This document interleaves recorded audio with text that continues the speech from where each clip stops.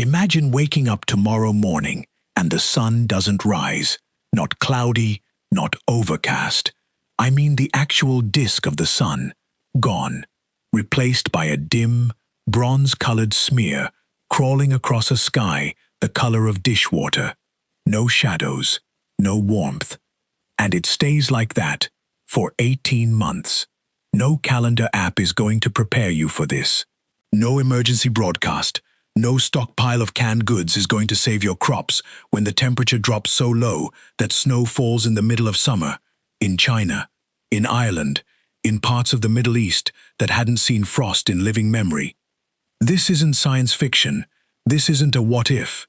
This happened.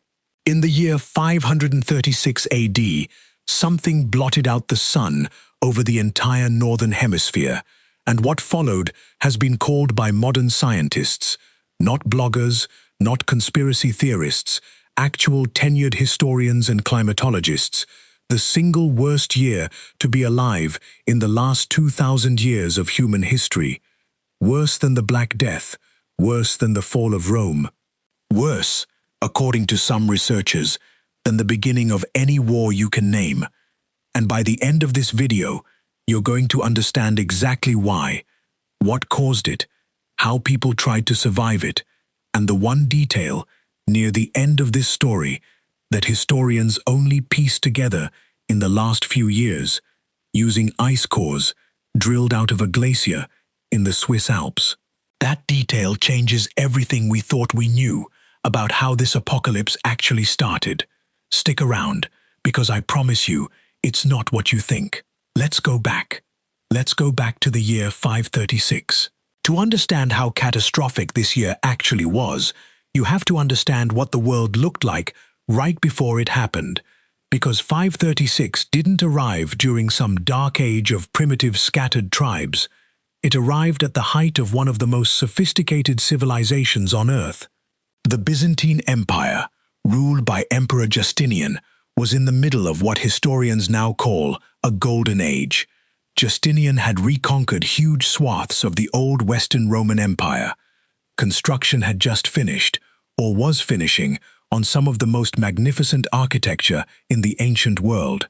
Trade routes connected Constantinople to Persia, to India, to the edges of China via the Silk Road. Populations were growing, cities were thriving. By every metric available to a person living in the year 535, the future looked bright, pun very much intended, because in less than 12 months, bright was going to become a distant memory. Meanwhile, across the Atlantic, in Mesoamerica, the Maya civilization was in the middle of a construction and population boom of its own. Cities that we now know by names like Tikal and Teotihuacan were flourishing, supported by complex agricultural systems that depended, like every agricultural system in human history, on one non-negotiable resource: sunlight. And in Scandinavia, this is the part that gets genuinely eerie. Archaeologists have found something disturbing in the layers of soil dating to this exact period. Entire villages, abandoned, not one or two, dozens. Some historians estimate that anywhere from 50% to 75% of the population in parts of Sweden simply vanished from the archaeological record right around 536. Not relocated, not merged into other settlements, gone. And we'll get into exactly what happened to them later in this video, because the theory that's emerged in the last decade is honestly one of the most chilling things I've ever covered on this channel. But first, we need to talk about what actually caused the sky itself to break. The first written accounts come from a Byzantine historian named Procopius, a man who had a front-row seat to the collapse of the natural order, and whose words, translated across nearly 1,500 years, still carry a kind of quiet horror. He described the sun as giving off light without brightness, like an eclipse that never ended. He wrote that this darkness lasted, in his words, for almost a full year, and that during this time men were free neither of war, nor pestilence, nor any other thing leading to death. Crops failed everywhere. Historians in Ireland, in Italy, in China, in the Middle East, civilizations with no contact with each other, no way to coordinate a shared lie, all wrote, independently, about the same terrifying phenomenon at the same time: a dry fog, a dimmed sun, a world gone cold in the middle of what should have been the growing season. Irish chronicles, the Annals of Ulster, recorded a failure of bread in 536. In China, the Nanxi historical records describe yellow dust falling like snow and summer frost destroying crops in August, a month when frost should be a physical impossibility. In the Mediterranean, Roman-era writer Cassiodorus described a sun that had, quote, and I'm paraphrasing here to keep this accurate to the source material, lost its normal brightness and appeared bluish, casting weak shadows at noon that shouldn't have existed at all. Think about how insane that must have felt if you had no concept of volcanic ash, no concept of atmospheric science, nothing.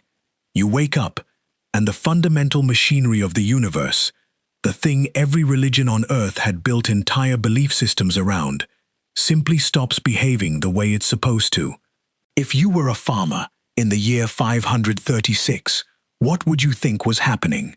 Divine punishment? The end of the world? Because for a horrifying number of people, it basically was. And this is where the curiosity loop really kicks in, because here's the question that took modern scientists over 1,400 years to actually answer: what caused this? For centuries, this event was treated as a historical footnote, some vague reference to bad weather in ancient texts that nobody could verify. It wasn't until researchers started drilling into Greenland's ice sheets and a specific glacier in the Swiss Alps called Colle Gnifeti that they found the smoking gun. Literally. I'll get into exactly what they found in that ice and why it points to not one, but potentially 3 separate cataclysmic events stacked on top of each other later in this video. But first, you need to understand just how bad the famine actually got. Because what I'm about to describe isn't just crops failed. This is one of the darkest chapters of ancient survival history that almost nobody talks about. Picture this. You're a subsistence farmer in the year 536. Your entire existence, your family's existence, depends on a predictable cycle. Plant in spring, sun and rain through summer, harvest in fall, store enough grain to survive winter, repeat. Now imagine that cycle simply breaks. The temperature drops by an estimated 1.5 to 2.5 degrees Celsius across the northern hemisphere, which sounds small until you understand that this is one of the sharpest, most sudden climate shifts in the last 2,000 years of recorded history. Tree ring data, and this is some of the most compelling physical evidence we have, shows almost no growth at all in 536 and even less in 537. Trees across Europe, Asia, and North America essentially stopped growing. If trees, organisms that have survived ice ages, can barely photosynthesize enough to add a ring, what chance did a wheat field have? Crops failed across the entire continent of Europe. Historical records from the Mediterranean describe snow falling in August. In parts of the Middle East, Arab chronicles describe years so bitterly cold that rivers froze that had never frozen before in living memory. Now here's where the survivalist tone of this story gets real, because this isn't a story about mild inconvenience. This is a full-blown, multi-year famine event stacked directly on top of the largest population centers in the ancient world. And famine at that scale doesn't just mean people go hungry. It means a total collapse of social order.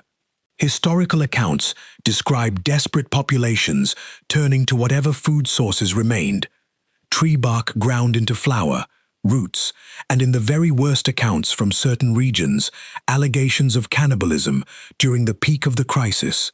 Something multiple independent chroniclers across different cultures described happening in isolated, starving communities. I want to be clear that this is disputed and debated among historians. Some argue it's exaggeration or literary trope common to famine narratives of the era. But the fact that multiple, unconnected societies recorded similar horror stories tells you something about just how close to total societal collapse the ancient world came during this period. And the Byzantine Empire, remember, the wealthiest, most sophisticated civilization on Earth at the time, wasn't spared either. In fact, what happened next in Constantinople might be the single most devastating 1-2 punch in recorded history, because the famine of 536 wasn't the end of the nightmare. It was only the beginning, because starving, weakened populations with collapsed immune systems and disrupted supply chains create the exact conditions a pathogen needs to become one of the deadliest killers in human history. And just 5 years after the sky went dark, something arrived in Constantinople that would kill, by some estimates, up to half the population of the entire Byzantine Empire. I'm going to walk you through exactly how that pandemic emerged directly out of this famine in the next segment. And the name of that disease might surprise you, because it's the same pathogen responsible for a plague you've definitely heard of 800 years later. But before we get there, we need to go back to the ice cores, because the actual cause of this apocalypse is stranger and more violent than almost anyone expected. For over 1,000 years, nobody knew what caused the dry fog of 536. Medieval and Renaissance scholars who came across the old texts assumed it was exaggeration, poetic license, or divine allegory. It wasn't until the tools of modern climate science, specifically ice core analysis, became available that researchers could finally reconstruct what actually happened in the atmosphere that year. Here's how ice cores work, in simple terms. Snow falls every year, and it compresses into layers, like tree rings, trapping tiny particles of whatever was in the atmosphere at the time: ash, sulfur, dust, inside the ice itself. By drilling a core sample straight down through a glacier and analyzing each layer, scientists can identify, with startling precision, exactly what was floating in the air in any given year for the last several thousand years. In 2015, a team of researchers analyzed a core from the Colle-Gneffeti Glacier in the Swiss Alps, and what they found in the layer corresponding to early 536 was a massive spike in volcanic sulfate and microscopic shards of volcanic glass. In other words, a colossal volcanic eruption somewhere in the northern hemisphere had thrown enough ash and sulfur dioxide into the upper atmosphere to circle the entire globe, forming a haze that reflected sunlight back into space and cooled the planet for years. But here's the part that took this discovery from interesting to genuinely disturbing. It wasn't just one eruption. Ice core data shows evidence of at least 2 more massive eruptions, one in 540 and another in 547, stacking directly on top of the initial cooling event before the climate could recover. This wasn't a single blow.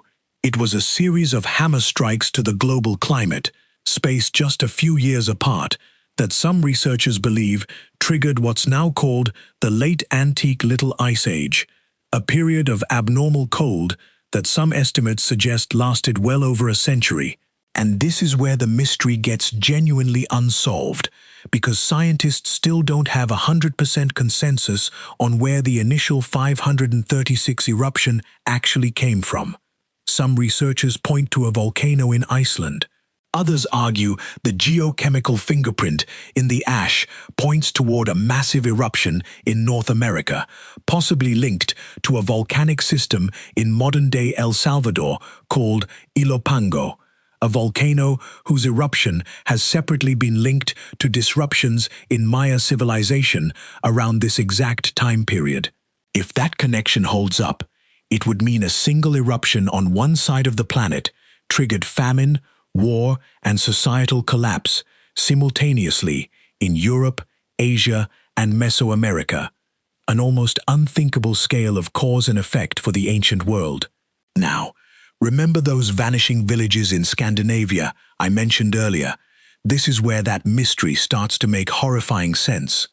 Some archaeologists now believe that the abandonment of entire regions of Sweden wasn't just from famine deaths. Some theorize that surviving populations, faced with failed harvests for multiple consecutive years, made a desperate choice: pack up everything and migrate south, abandoning ancestral land entirely in search of any place where the sun still reached the ground properly. Others believe the die-off was so severe that entire farming communities simply had no survivors left to record what happened to them at all. We may never know the full truth of what happened in those villages, but we do know what happened next on the geopolitical stage, because the fog of 536 didn't just kill crops. Some historians argue it fundamentally altered the outcome of wars and destabilized empires that had stood for centuries. And in a few seconds, I'm going to show you the specific historical records that connect this climate collapse directly to military campaigns in the Byzantine Empire, including one theory that this exact famine may have opened the door for the plague that historians now consider one of the deadliest pandemics before the Black Death.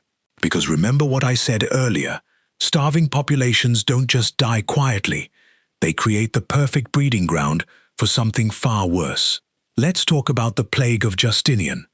By the time we reach the year 541, the population of the Byzantine Empire had already spent 5 years grinding through crop failures, food shortages, and economic devastation.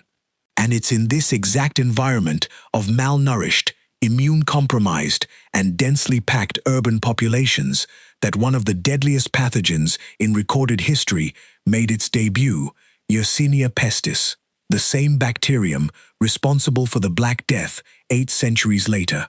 The outbreak, now known as the Plague of Justinian, is believed to have originated somewhere in Central Asia or East Africa, likely traveling along trade routes on the backs of fleas carried by rats, the same transmission mechanism that would devastate medieval Europe centuries later. It arrived in the Egyptian port city of Pelusium around 541, and from there it spread with terrifying speed through the trade networks connecting the entire Mediterranean world. By 542, it had reached Constantinople, and what happened there reads less like a historical record and more like an account from the edge of civilizational collapse.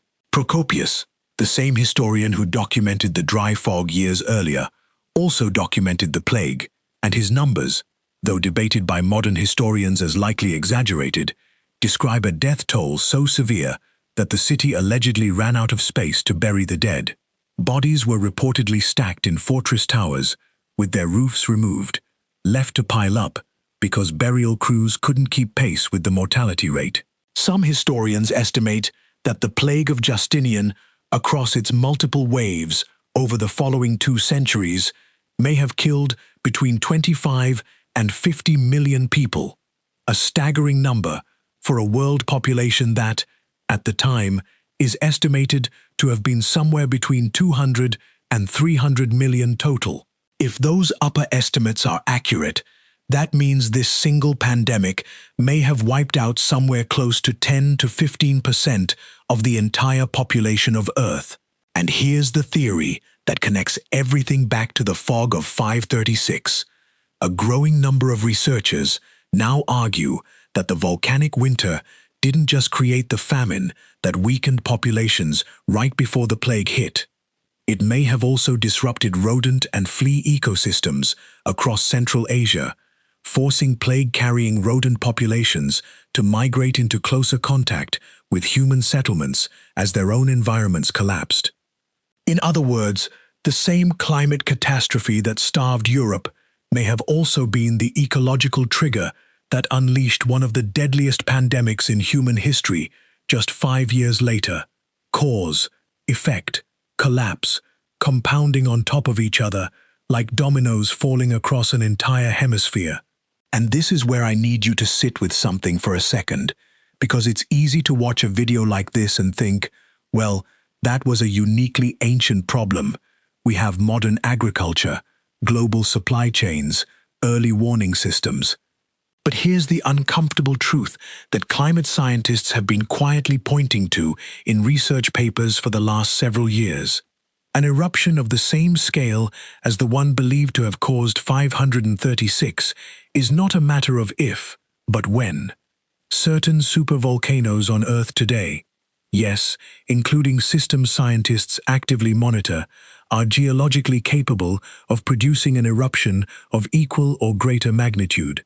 And unlike in 536, when the global population was under 300 million people, mostly living as subsistence farmers, today we have over 8 billion people, the overwhelming majority of whom depend on a fragile, interconnected global food supply chain that assumes stable growing seasons every single year without fail. I'm going to leave you with exactly what modern scientists say would happen if an eruption of this scale occurred today. And the numbers are honestly more unsettling than anything from ancient history. But before we get there, I want to walk you through how the world eventually clawed its way out of the darkness of 536. Because the recovery story is almost as wild as the collapse itself, and it involves one specific historical figure whose response to this crisis may have single-handedly reshaped an empire. Stick with me, because by the mid-540s, the Byzantine Empire wasn't just dealing with a bad harvest season.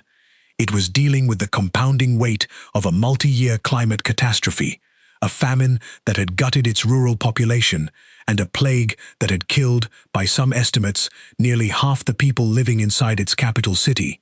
Any one of these events alone would be considered a defining catastrophe in a nation's history. Justinian's empire was living through all three, stacked directly on top of each other, inside a single decade. And yet, and this is the part that survivalist-minded viewers of this channel are going to find fascinating, the empire didn't collapse. Not immediately. It adapted in ways that reveal just how resilient and, frankly, ruthless ancient governments could be when faced with existential collapse. Tax records from this period, which historians have pieced together from surviving fragments of Byzantine administrative documents, show something remarkable. Even as the population cratered and farmland failed to produce, the imperial government continued attempting to extract the same tax revenue from provinces that had lost, in some cases, the majority of their taxable population. Some historians argue this ruthless continuation of tax policy during a demographic collapse may have done as much long-term damage to the empire's rural economy as the plague itself, because surviving farmers were left responsible for covering tax burdens that had once been split among entire villages. Justinian himself, according to Procopius, who, it's worth noting, became increasingly critical and even venomous toward the emperor in his later, more secretive writings, allegedly viewed the plague and famine less as a humanitarian crisis and more as an opportunity to consolidate power, seizing the estates and properties of families wiped out by disease with no surviving heirs. Whether this reflects genuine imperial policy or Procopius's personal bitterness toward a ruler he came to despise is still debated by historians today. But what isn't debated is this: the empire that emerged on the other side of the 530s and 540s was fundamentally different from the one that entered it. Smaller, poorer, more centralized, more authoritarian. A society doesn't survive an event like this without being permanently reshaped by it. Meanwhile, on the other side of the world, in Mesoamerica, archaeological evidence suggests the Maya civilization was going through its own painful reckoning with the same climate disaster. Some researchers who study the Ilopango eruption, the one I mentioned earlier that some scientists now believe may be connected to the 536 event, point to a period of significant disruption in Maya urban centers during exactly this window. Construction slowed. Some sites show evidence of temporary abandonment. Population centers that had been expanding for generations suddenly plateaued or contracted. Now, I want to be honest with you here, because this channel is about giving you the real picture, not just the sensational one. Historians are still actively debating exactly how directly connected the Maya disruptions were to the global volcanic winter versus other regional factors like drought cycles that were already affecting Mesoamerica independently. Science doesn't always hand us a clean, tidy answer, and anyone who tells you this is 100% settled history is oversimplifying an incredibly complex, ongoing area of research. But the timing, the uncomfortable, hard-to-ignore timing, keeps showing up again and again across completely disconnected regions of the planet, all pointing back to the same handful of years.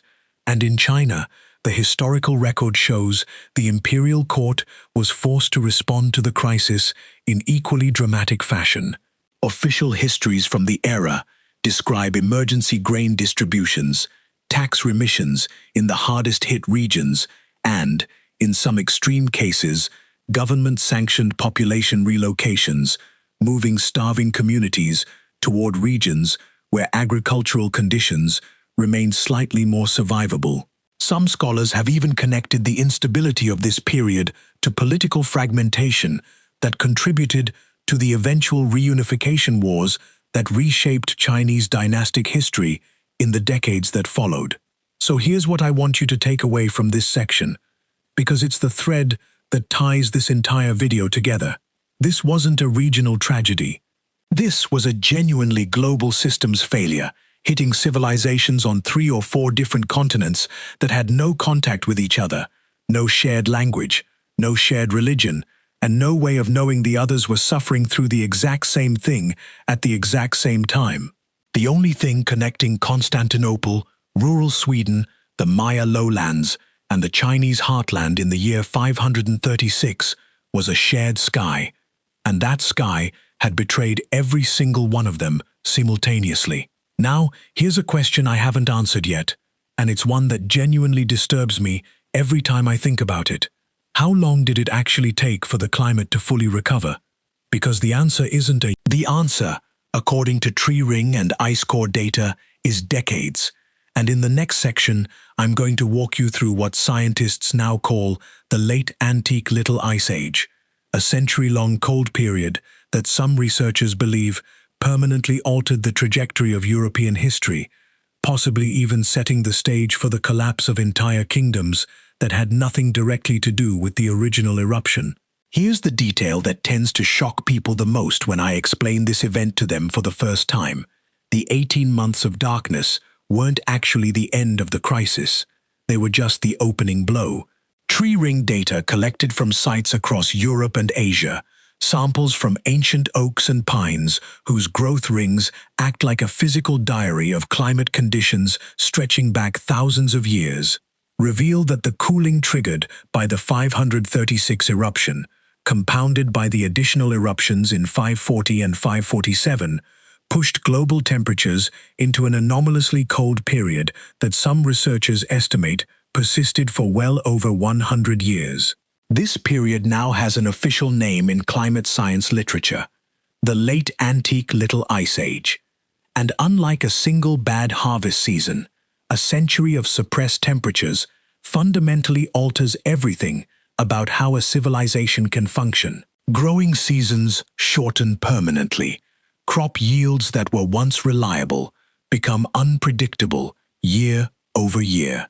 Populations that had grown accustomed to a certain level of agricultural surplus suddenly find themselves living on a permanent knife's edge of scarcity. Some historians argue, and this is one of the more provocative theories connected to this event, that the prolonged cold period contributed directly to the collapse of the Eastern Roman Empire's ability to hold on to its reconquered territories in Italy and North Africa, territories Justinian had fought so hard to win back in the years just before the eruption. A weakened, malnourished, demographically shattered empire simply didn't have the manpower or resources to defend its overextended borders the way it might have in a stable climate. Within decades of the plague and famine, large portions of those reconquered territories were lost again, this time for good. Some researchers have gone even further, suggesting connections between this century of cold and instability and the broader collapse of urban civilization across parts of Western Europe that contributed to what used to be called, somewhat dramatically, the Dark Ages, a term modern historians have largely moved away from because it oversimplifies a complex and regionally varied period. But the climate data is hard to argue with. This was not a quick, contained disaster. This was a slow-burning, multi-generational catastrophe whose full effects rippled outward for 100 years or more, touching the lives of people who weren't even born yet when the sky first went dark in 536. Think about that for a moment. Somebody born in the year 600, more than 60 years after the initial eruption, was still living inside the climatic aftershock of a volcanic event they had no memory of and no way of understanding, simply because the atmospheric and oceanic systems disrupted by that eruption take generations to fully reset. This is the terrifying reality of large-scale climate disruption. The initial event might last 18 months, but the consequences can outlive everyone who witnessed it firsthand. This is the part of the video where I have to be straight with you, because I don't want to just leave you with an ancient horror story and let you walk away thinking, well, that was a long time ago. Technology has fixed all of that. It hasn't. Not entirely. Volcanologists today actively monitor several volcanic systems around the world that are geologically capable of producing an eruption on the scale of, or larger than, whatever caused the 536 event. Yellowstone's supervolcano is the one that tends to get the most media attention, largely because of its sheer size and its location under one of the most visited national parks on Earth. But researchers are quick to point out that a Yellowstone-scale eruption is an extremely low-probability event on any human timescale, and it's far from the only candidate.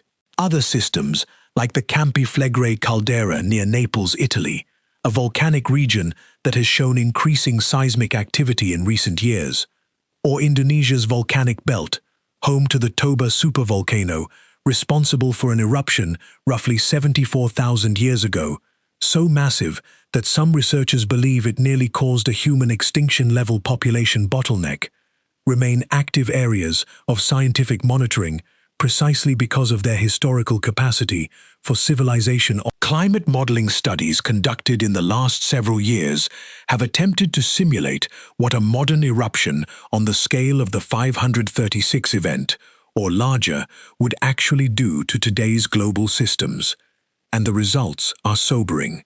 Unlike in 536, when the vast majority of humanity lived as subsistence farmers with some degree of localized food storage knowledge built into their culture out of sheer necessity, the modern global population is overwhelmingly dependent on complex, interconnected international supply chains, just-in-time food distribution systems, and agricultural regions that are often geographically concentrated, meaning a significant cooling event affecting a handful of major grain-producing regions like the American Midwest, Ukraine, or northern China could trigger disproportionate global food shortages far faster than most people realize. Some researchers who study existential and catastrophic risk have specifically flagged a Toba-scale or larger eruption as one of the more probable natural catastrophic risks facing modern civilization, arguably higher probability on a multi-century timescale than some of the other doomsday scenarios that tend to dominate public conversation. And the unsettling truth is that unlike an asteroid impact, which we can track years or decades in advance with modern telescopes, a major volcanic eruption can, in some cases, occur with only weeks or months of clear warning signs, and in some historical instances, essentially without any warning recognizable to the science of the time at all. This isn't meant to send you into a panic. It's meant to reframe how you think about resilience, preparedness, and how fragile the systems we take for granted every single day actually are. The people living in 536 had no ice core data, no climate models, no volcanic monitoring stations. They had no idea what was happening to them or why.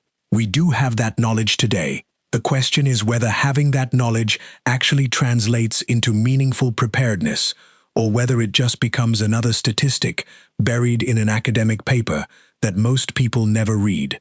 And that question, whether ancient knowledge and modern science can actually protect us from a repeat of history, is exactly the subject I'm continuing in the next video, because there's one more piece of this story I haven't told you yet. A piece that connects the collapse of 536 to something researchers uncovered only within the last few years, involving a completely different ancient civilization whose sudden, mysterious disappearance may be linked to a volcanic winter event even more devastating than the one you just learned about. Before we get to the closing thoughts of this video, I want to bring this entire story back down to a human level one more time, because it's easy to get lost in ice cores, tree rings, and climate models and forget that behind every statistic in this video was a real person, terrified, cold, and hungry, watching a sky that no longer made sense. Imagine a mother in rural Ireland in the summer of 536. She's watched the sky for months, waiting for the sun to return to full strength the way it always has, every single year of her life, and every year of her mother's life before her. Her grain stores are running low. The bread her family depends on has failed to rise properly for the second season in a row, because the wheat itself failed to fully ripen in fields that received a fraction of their normal sunlight. She has no scientific vocabulary for what's happening to her world. She likely believes, as many people across many cultures did during this period, that this is some form of divine punishment, an omen, a judgment being delivered from the heavens themselves.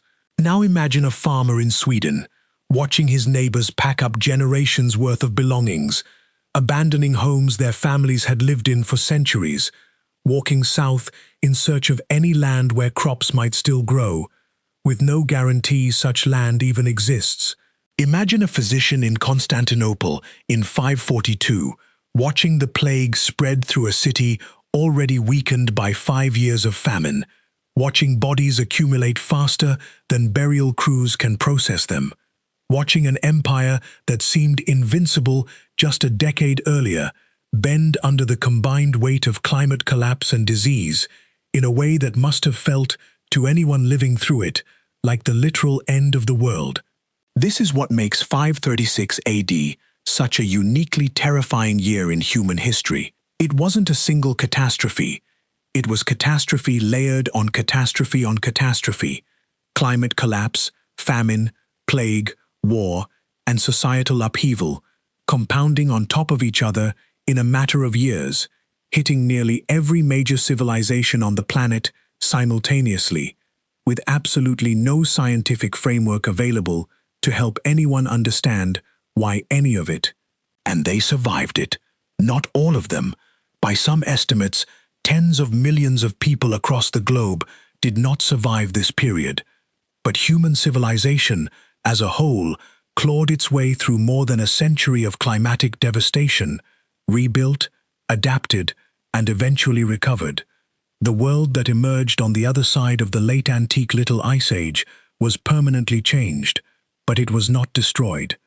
Let's slow down for a moment, because I want to get specific about what survival actually looked like during this period, not in abstract historical terms, but in the day-to-day, gritty reality of trying to keep yourself and your family alive when the fundamental rules of food production had broken down. Archaeological evidence from settlements across northern Europe during this period shows a dramatic shift in diet composition. Bone analysis from burial sites dating to the mid-500s reveals increased consumption of wild game, fish, and foraged plants, a sign that communities were abandoning reliance on cultivated grain in favor of whatever calories could be scavenged from the surrounding landscape. This is exactly the kind of adaptive behavior you'd expect from a population in full crisis mode, essentially reverting toward a hunter-gatherer survival strategy after generations of settled agricultural life. In parts of Scandinavia, researchers studying pollen records, which can reveal what plants were actually growing in a given region during a specific time period, have found evidence suggesting some communities attempted to switch to hardier, more cold-resistant crops in a desperate bid to salvage some kind of harvest.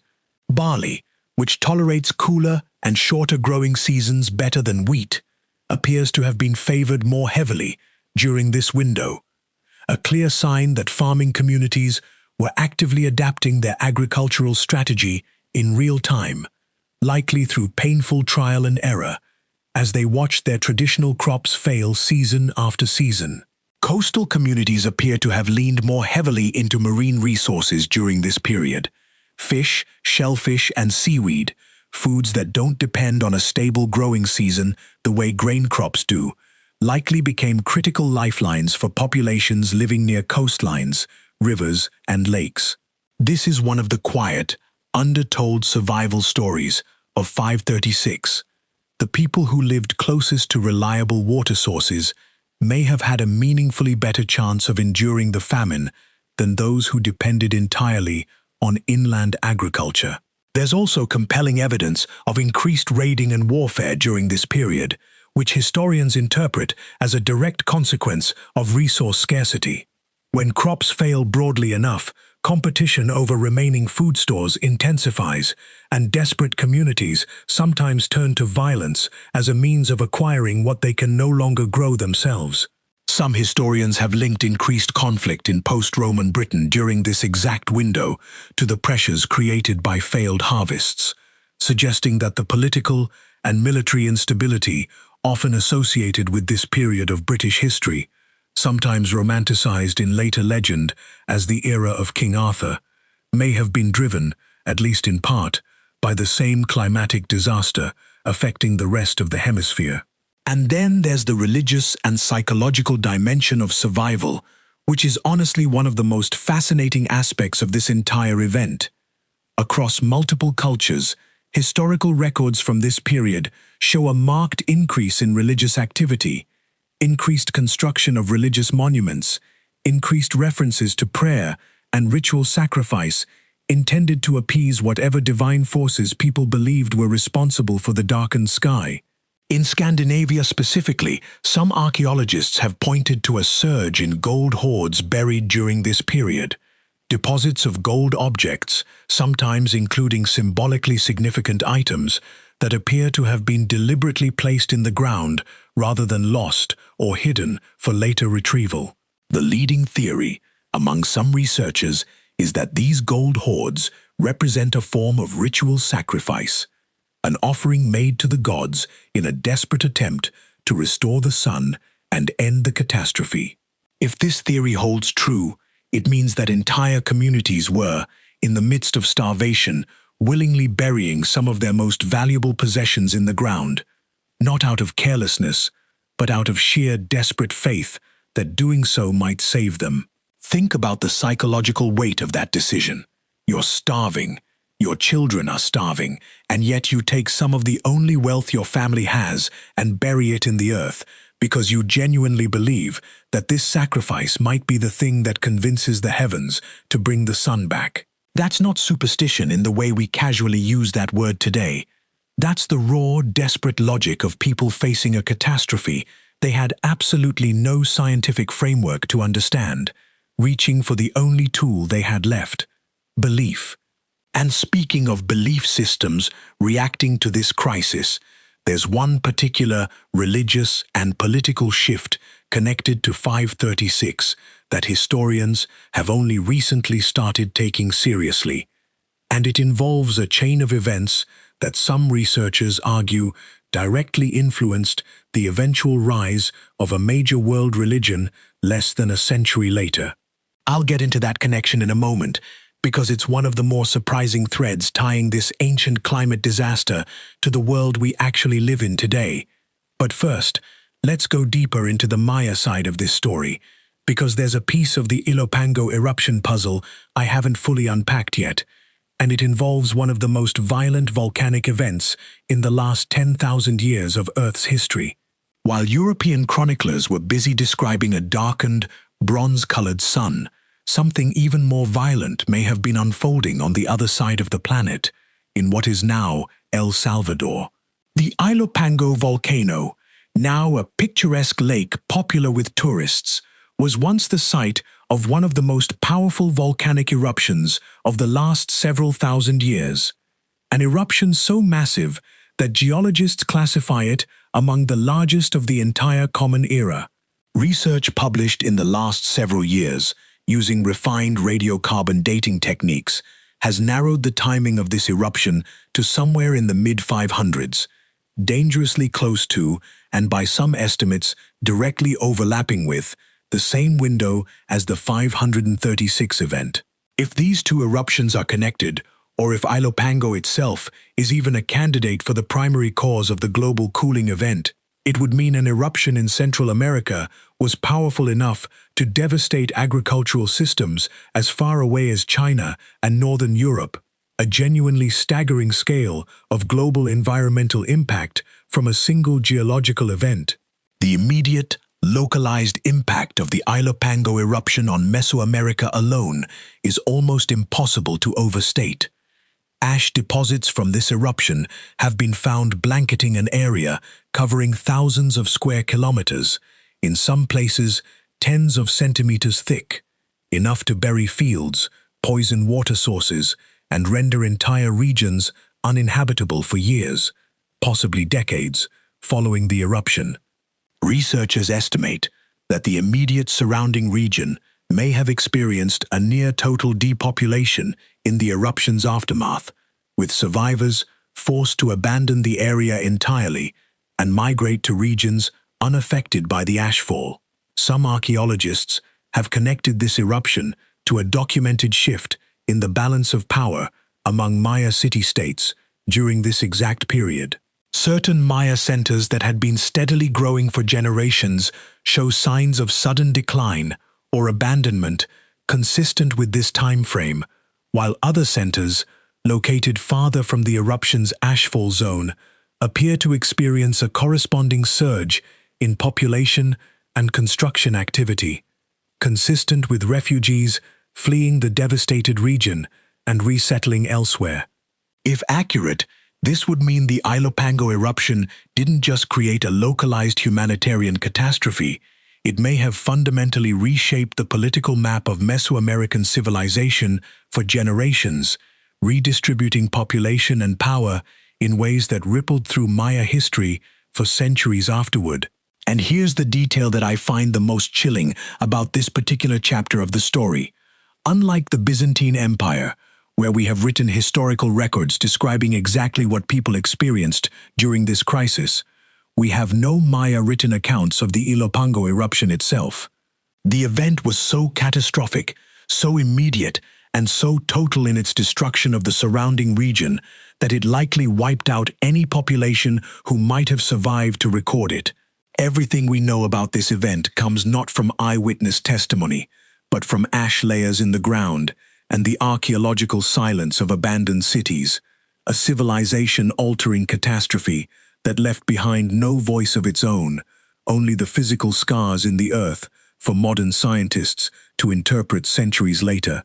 Let's go back to that thread I mentioned earlier, the connection between this climate catastrophe and broader religious and political shifts across the ancient world, because this is genuinely one of the more debated and fascinating areas of historical research connected to 536.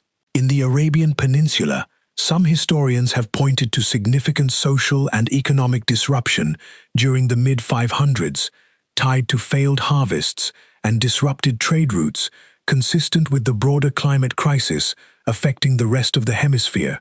Some researchers have speculated, and I want to stress that this remains a debated and not universally accepted theory among historians, that the instability created by decades of climatic disruption in the region may have contributed to the social and political conditions that existed in the Arabian Peninsula in the decades leading up to the emergence of Islam in the early 600s.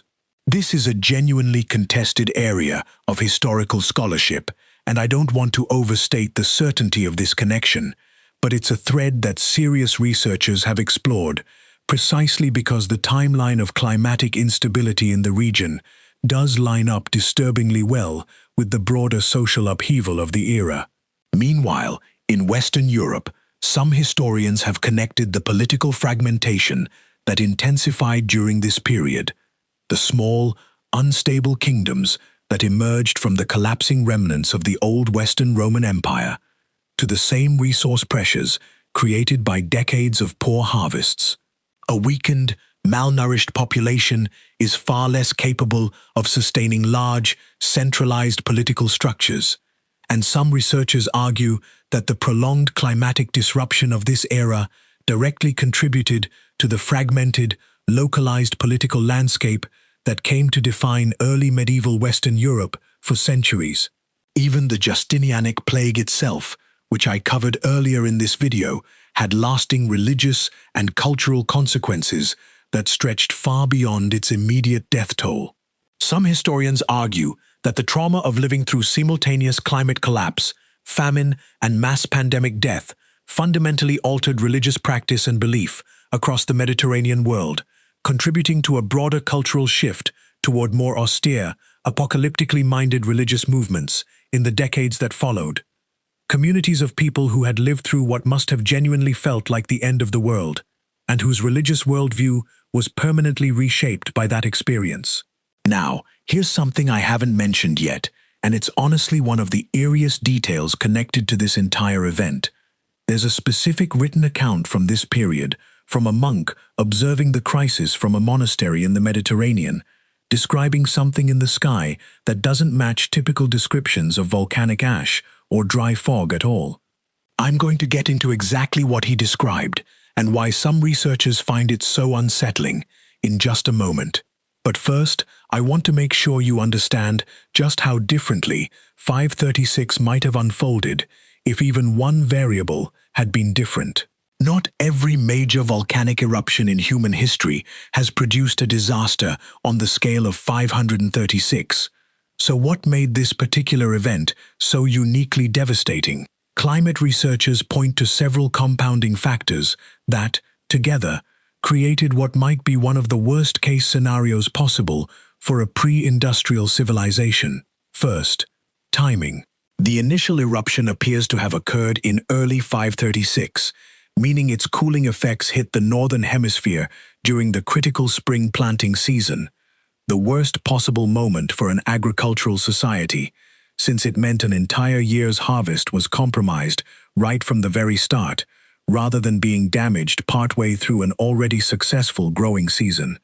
Second, the sheer scale of sulfur dioxide injected into the stratosphere.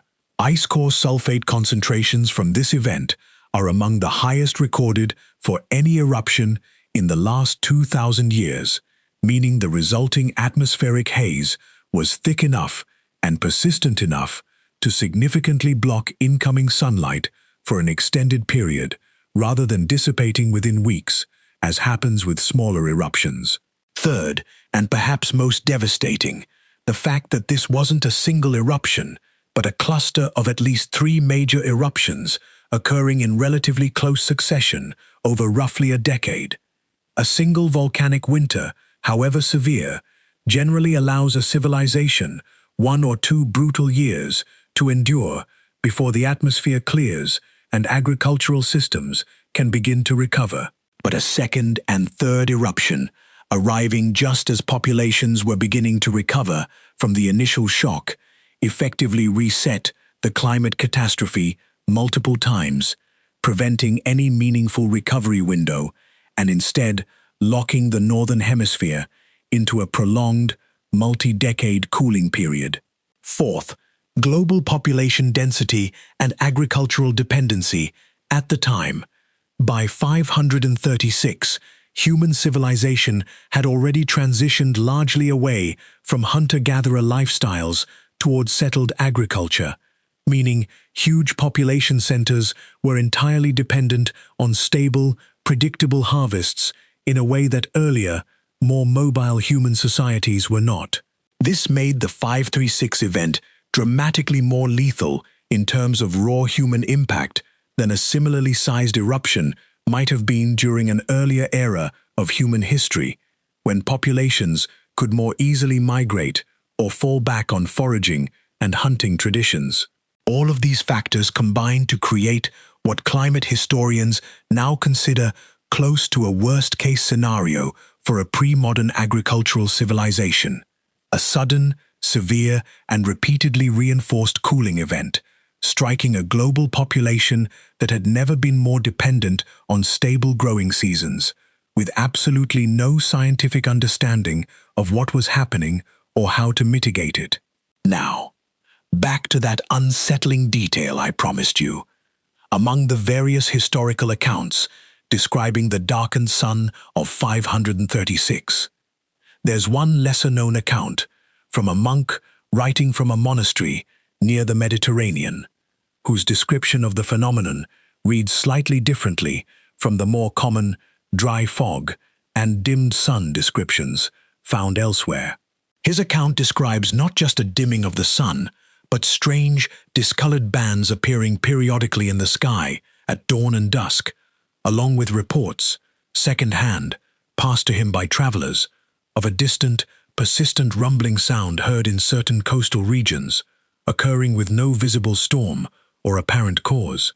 Modern researchers who study historical volcanic events have suggested this rumbling could plausibly be linked to distant volcanic activity carried across long distances by atmospheric conditions in ways not fully understood even by modern acoustic science, though this remains speculative given the fragmentary nature of the account.